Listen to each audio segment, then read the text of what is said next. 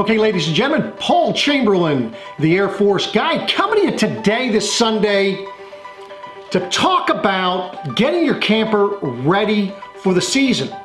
Now, what I'm going to be going over here this evening, you can also apply during the season if, in fact, you have an issue. And what are we going to be talking about? We're going to be talking about how to sanitize your freshwater system. So let's get started with this now. So, I'll tell you, when I started doing my RV maintenance seminars years ago, back in 2006, when I would talk about sanitizing your freshwater system, the majority of people would say, well, hold on here, Paul, I don't use my freshwater system. Folks, you do. You just don't know it. And the reason why I'm telling you this is that every time you hook up to water, you don't need to use your freshwater tank to be using your freshwater system to be having issues. Anytime you are plugging into a hose and you have water going through your lines, that is part of your freshwater system. So here's what we're going to do. We're going to teach you how, when you're coming out of winter, getting ready for the spring and going camping, how to go ahead and clean out those lines. Now, realistically, you don't have to do what I'm going to be talking about, but this will be making it a little bit more pleasant, let you start off on the right foot. You could, if you wanted to, just hook up to water and just rinse through your lines. But this is going to be a little bit more effective.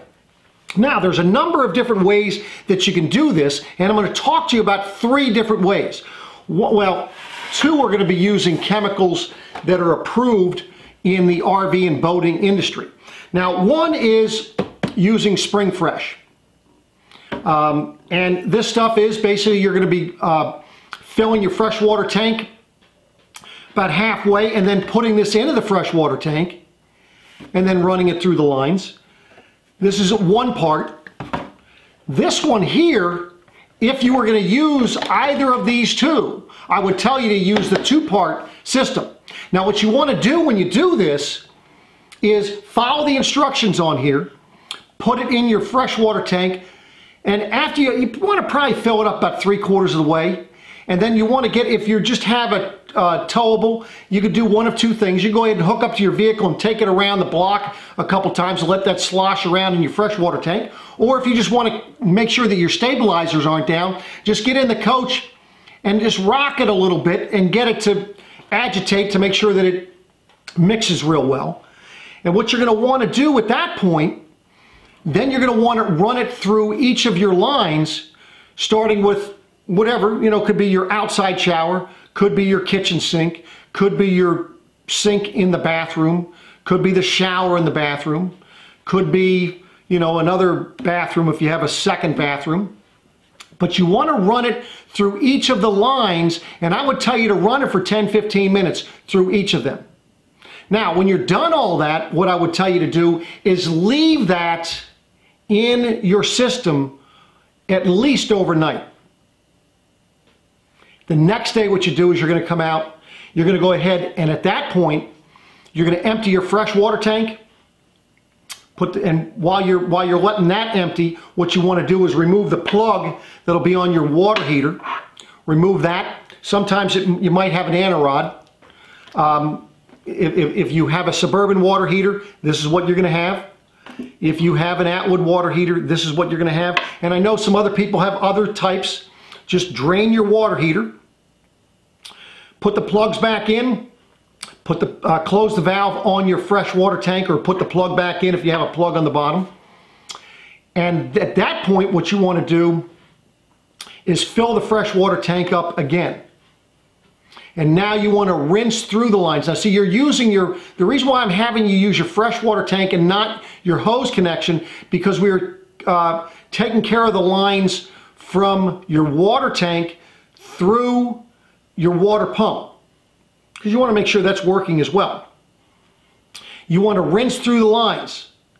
Now, to make sure that you've rinsed it through properly, my recommendation, and it'll tell you on the directions as well, you want to empty your freshwater tank and your water heater a second time, and then close them, and then fill up your freshwater tank and rinse through again. Now, for those of you that may not want these, my thing is, what would I use? I'd use good old-fashioned bleach. Now, some people are allergic to it, so if that's the case, maybe not do this. But me personally, I would just get rid of these. I would just get rid of them, and I would just use bleach. Now, what am I going to do with the bleach? Basically the same thing. You're going to go ahead, and my recommendation on this is you want to fill your freshwater tank up about halfway. You never want to pour bleach into your holding tank straight. You want to make sure you mix it. So if you had a half gallon, I would tell you to get about a half gallon. So if you had some for the laundry and it was about half full, then just fill it up with water and then funnel that into your freshwater tank. Now fill the freshwater tank the rest of the way, and you're going to do the same thing we talked about with the other. You're going to run it through 10-15 minutes and then let it sit at least overnight. The next day, again, drain and rinse it through twice. So that would be my recommendation. Now, let's talk about your water heater. Now, your water heater, you're going to have one of two things. You're going to have the outlet water heater, which is going to be an aluminum tank, which means you do not have an anti-rod. And you'll have a little plastic cap that goes ahead for your drain.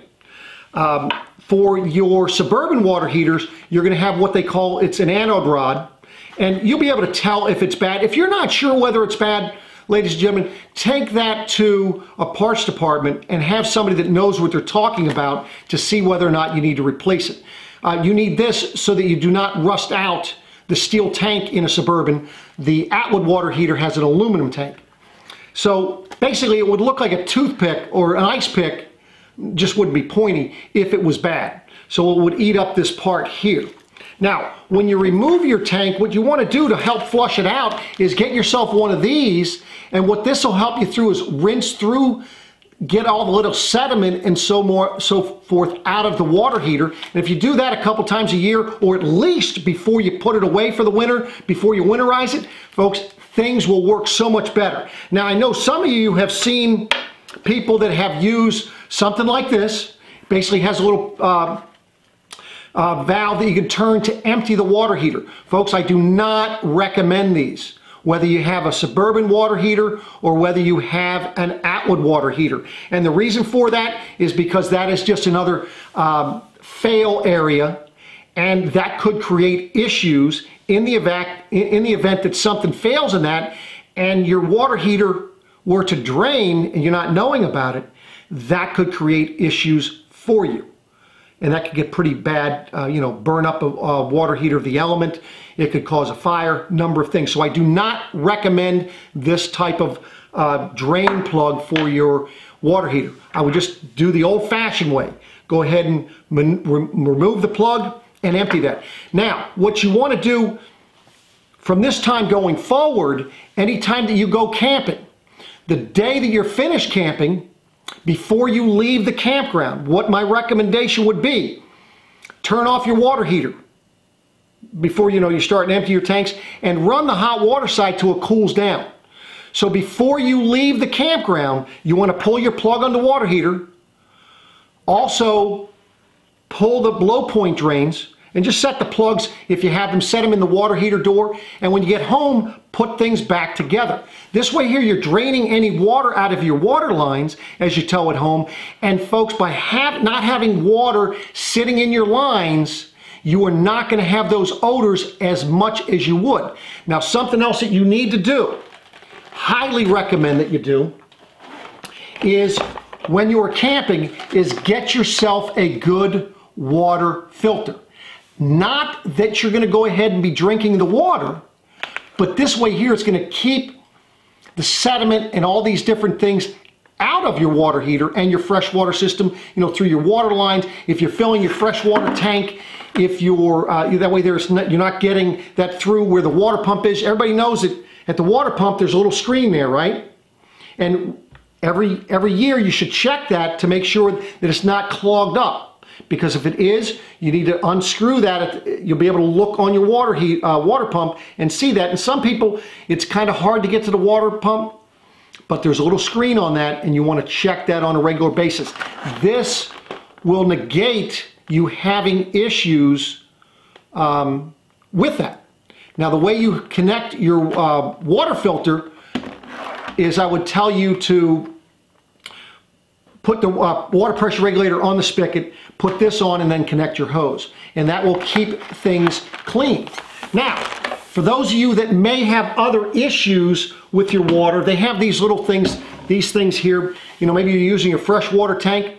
I don't particularly like this kind of stuff. All this does, in my estimation, is gives the water some type of odor. Makes it smell like it's clean. If you're taking care of your camper, you're not going to have that issue. So they have tablets you can put in the freshwater tank, or you can put, you know, little drops into your water tank, and these tell you the direction. These are kind of two different things. This one's a liquid, this one's a powder that you put into your freshwater tank. Me, I wouldn't take care of these. I'd throw those away. Just go ahead and just put it straight, and I don't drink the fresh water anyway.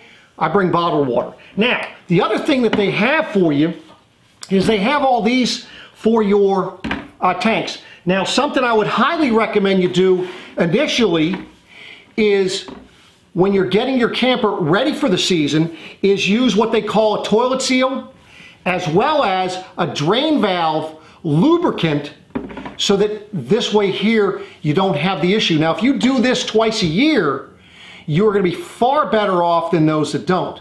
So what you're doing is, again, just follow the directions on this. You're going to put this, just rinse through your toilet, dump this. All you're going to do is, first of all, dump about 1/5 of the bottle of this down your toilet with about 4 gallons of water, and let that sit in your black tank.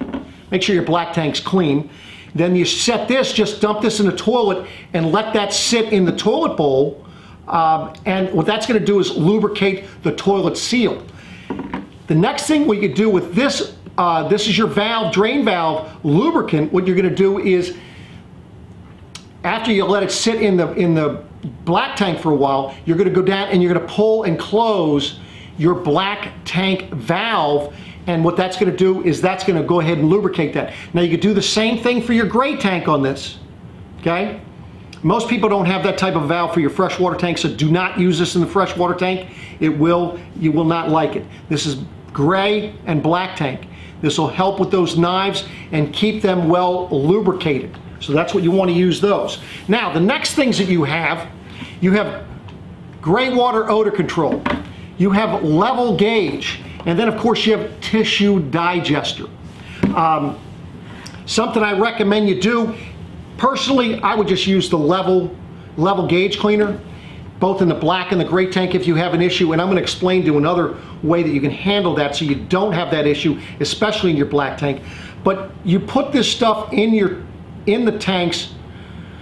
If you're having issues with the gauges, before you leave the campground, you want to fill the tank about 1/3 of the way, and you're going to put up half a bottle in each of your tanks. Let it sit there, and as you drive home, it's going to slosh around and clean your tank. The next time you go camping, could be a week later, could be a month later. If that's just sitting in your tank, the hotter the weather, the better.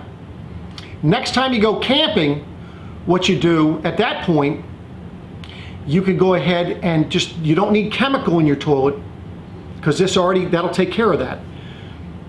Go ahead and use it as you normally would. When you're done, dump your black tank, rinse it out, and you'll be good to go.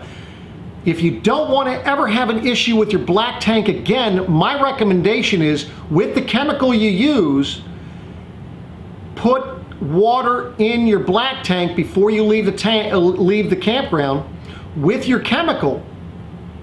And you want to fill it up about 1/3 of the way also. Put a good amount of chemical in there. As you tow home and slosh around, you will control those odors. So you won't, control them. So you'll never have odors if you do it that way, because now the next time you go camping, your black tank's all ready for you, and you're just dumping and rinsing. So hopefully you've enjoyed this little tidbit of information. Hopefully this makes it a little bit more pleasurable to camp this year. And by the way, the bleach and the cleaning of your freshwater tank, if in fact if you go camping and you notice you have odors, you go ahead and clean it during the season as well. It's just a time-consuming thing, nothing difficult, but it just takes a lot of time. Do that. Now, if there is something else you would like me to cover on a particular vlog, by all means reach out to me. If there's a product you'd like me to review, RV product, let me know. Aftermarket product, whatever if there's something, reach out to me. Let's see what we can do. Also, if you're part of a camping group and you'd like to have somebody come speak at your group, maybe you're having a get-together in the Gettysburg or Maryland, Virginia area, by all means, reach out to me and let's see if we can work something out. Appreciate you watching, and we'll be coming back at you again next week. Take care.